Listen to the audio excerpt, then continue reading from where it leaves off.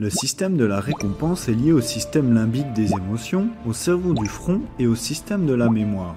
Il fonctionne d'une façon particulière.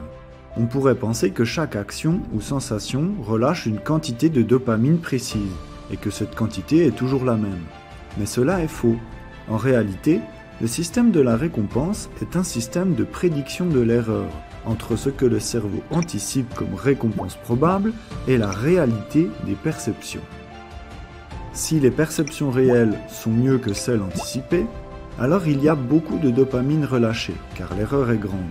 Si elles sont identiques, il y a peu de dopamine relâchée. Si elles sont moins bien, il n'y en a pas du tout. Prenons un exemple concret. Si un ami te propose de manger une glace, tu anticipes le goût de la glace et le plaisir qu'elle va procurer. Si elle te procure encore plus de plaisir que ce que tu avais anticipé, il y a beaucoup de dopamine relâchée, car il y a une grande différence entre les perceptions anticipées et les perceptions réelles. Si elle t'en procure autant que ce que tu pensais, peu de dopamine, car anticipation et réalité sont assez proches. Si elle t'en procure moins, il n'y aura pas de dopamine et tu ressentiras une déception, voire une frustration, car le cerveau s'attendait à recevoir sa petite récompense, mais il ne l'a pas eue. Il est donc frustré de ce manque.